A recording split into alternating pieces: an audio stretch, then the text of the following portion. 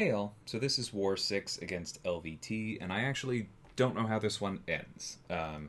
As of the time of recording, they still have almost 100 fights left, so who knows. But I am just getting it out of the way now because we can still talk about my fights, and then I'm going on vacation, right? So this allows me to have one in the chamber. Anyway, reason we're using Photon for this fight, despite Tigra not being tactic, is that Photon herself is, and therefore, as long as we keep 3 or more debuffs on her, we're not going to have to worry about spiked armor. You saw me take a little bit right at the beginning of this fight, but then it was gone. You'll also notice that we are blunting Mystic Dispersion via that 80% Petrify, and so that's making it easier to counter. But also, Tigra has a tendency to not throw specials sometimes, and so we did have to wait out a little bit there before closing it out with this special too. Easy enough, we move on to this Sauron. None of my characters are actually a counter for Sauron. Doesn't matter. Really, as long as you're not trying to remove his prowess here, there's not much going on. It's just a vanilla fight with some extra prowess if he does happen to hit you, or if, God forbid, I guess you push him to his special 3. Well, no, actually, it looks like getting rid of the aggression ones doesn't feed his personal counter. I didn't realize that. Anyway, very simple fight as long as you don't get hurt. Even if we even if we somehow did get hit, Photon is bleed immune, not just bleed debuff immune, and so that part would be nice. Plus, she's tactic, we're keeping 3 debuffs on the opponent. We wouldn't take any damage even from the degen if it got to that. There's just not a lot of danger here. You see there, I actually try and dex out of the special 1. Doesn't work, I get hit. Gonna have to heal that back up later, but this is just a very simple hit Sauron until he falls over fight. Moving on to section 2, we are taking Hazard Shift with Photon. You've seen me take the Mini a few times thus far. As a reminder, she is bleed immune. She is not shock immune, but she always has that 30% energy resist, and on top of that, via the tactic, she's not going to take any damage at all. From those, as long as she has the 3 debuffs on the opponent. It's going to take us a little bit of time to get the debuffs up against Magneto. Power Focus 2 means he probably is going to throw some special 2s.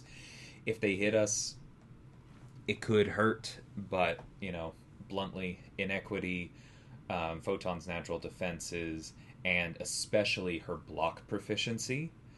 Having her at Sig 200 means that I can kind of err on the late side with special evades I'm not 100% sure of. And that means that if I do block by accident, that I'm basically not going to feel it. You see, I did nail the dex there, but I was intentionally pushing it towards the late side because then that would be what we wanted to do.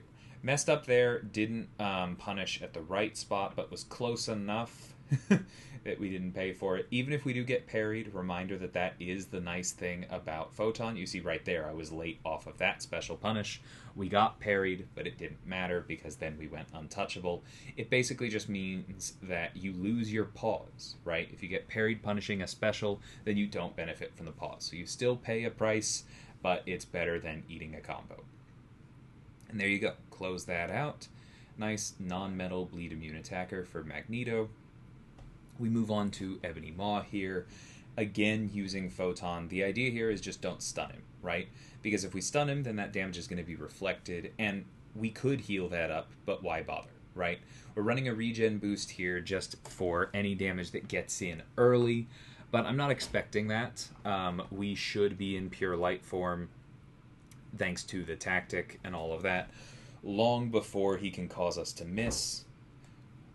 Right there, I did play poorly around the unstoppable. I was focused on, the other things going on in the fight, and just forgot about that part of the fight because I hadn't knocked him down yet, right? And so I should have been a little bit more careful, but now we are healing from the shock. We're going to heal from the falter, and so we close it out at 98%. I could have played a bit better, but 37 seconds, 98% against Ebony Maw, that's about as good as it gets. Moving on to by far my hardest fight of this war, we have Sasquatch on Right Back at It. Right Back at It is just an absolute pain for any tactic defender because the tactic allows you to control your defender with debuffs, and this node removes debuffs. And so it means it's very, very difficult to deal with the unstoppable unless you have a buff immune. And there aren't a lot of buff immunes that do great without ever knocking down the opponent, and therefore without ever getting rid of Sasquatch's protection. So there are a number of other solid counters for this. Photon does work well. I meant to only do 2 hits there, which actually would have been safe. The game read a third or a second light attack, and so I got punished for it. And then I went for hitting his block, and he light intercepted me. So goodbye to my invuln boost. That's a lovely little bit of me getting tricked by the AI there to start us off. I'm not going to call it AI BS. It's just I got tricked, like I said. But now we have to be that much more careful because we cannot push to the special 3. It is just absolutely not an option. There's a very good chance that it kills us with even a couple prowess. No longer on the table. That means that we're going to have to be otherwise a bit more careful. We do have the House of X pre-fight, but he is in Wrath of Tanarak, so we're not going to play around that. When we hit, we have to be careful around that unstoppable. I was ready to back off. But when we don't have the protection up, when we don't have the protection from Wrath of Tanarak stacking on top of it, you can see how we do a good amount of damage here. And so that is really going to add up in between those times when we can knock him down. We go ahead and pause this here. I think I'm waiting for Wrath here before throwing the special 3. Yeah. I'm trying to just clear things out entirely. Make sure that there's no protection. Make sure, that Wrath is on cooldown there.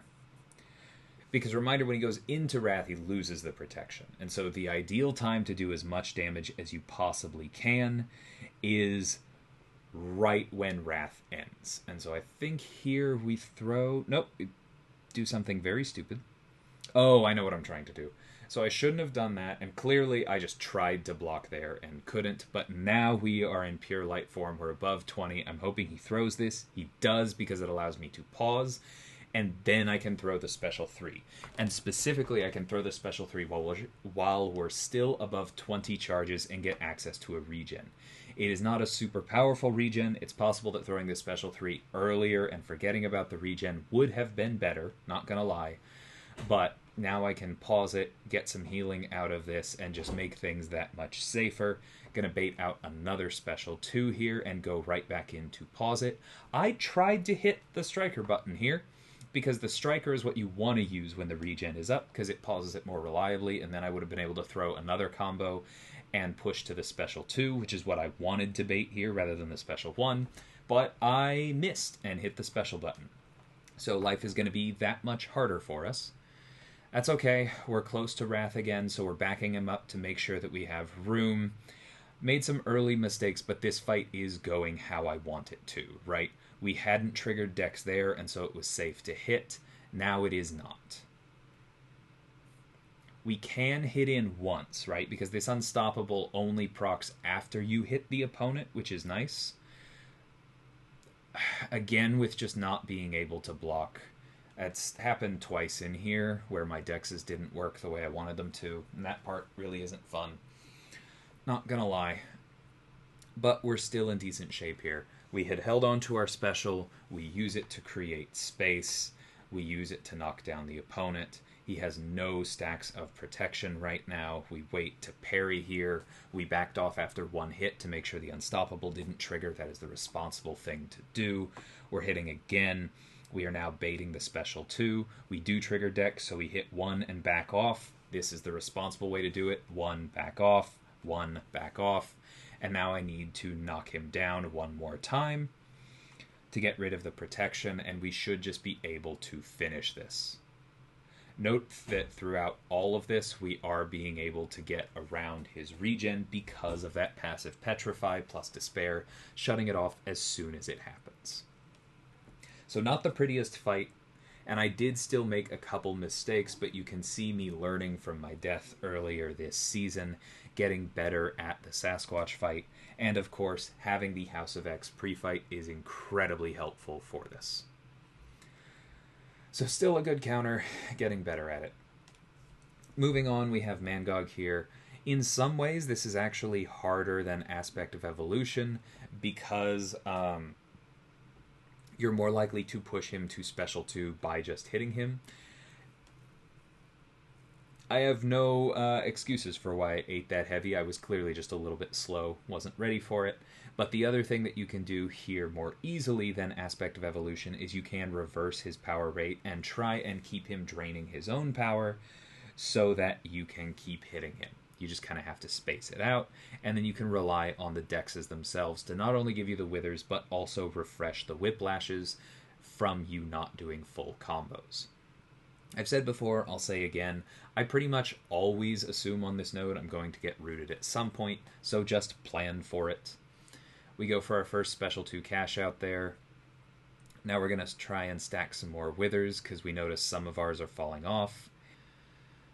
Also, notice that when he falls below a bar of power from reversing his power, that also triggers the pause on the debuffs. We don't need him to actually throw the special. That's just one way for him to drop below a bar of power. An important little tidbit for when you're using Quicksilver against somebody who can actually gain power. So that part is nice. We move on to this Mordo, heal up a little bit before going in. Mordo is obviously not tactic, so we're just relying on our whiplashes to reduce hazard shift here. I'm fully expecting him to be a jerk at some point in the fight and throw a special 3. And lo and behold, in textbook Mordo fashion, it's going to be immediately. Watch this. We get rid of the 1 power gain, and then I think here he just doesn't do anything. Yep. Oh, that's what it was. He light intercepted me. Gotta love that. Because then the power gain starts, and we can no longer do anything other than throw our heavy, which is going to push him red, and then he has some prowess, so Mordo's normally tickling special 3 does some actual damage. I'm not too worried about us actually dying here, because at this point I feel like we have control over the fight. We're gonna heal up from hazard shift. It's mostly just an annoyance, because whatever I don't heal from willpower, I'm going to have to use potions for before my next fight. But this is what we expect from Mordo, right? I just wasn't expecting it quite so soon. We go ahead and throw the special 3 to capitalize on the fact that we still have that doubling of momentum charges from our heavy. We do some nice damage here. And he's going to be a jerk again. This time, thankfully, he does give us an opening. We use the striker to capitalize on it. We cash out. We wait for a split second, hoping he doesn't throw the special 3, and then we throw our special 1 to get the bigger cash out, and the fight is over. So, very annoying. He could have done damage to me again. We expect Mordo to be annoying. Maybe not quite that annoying, but it is what it is. Quicksilver's a good enough counter that I didn't feel I needed an invuln there, but you definitely can make it safer if you bring one. Anyway, we've seen America Chavez before with Quicksilver.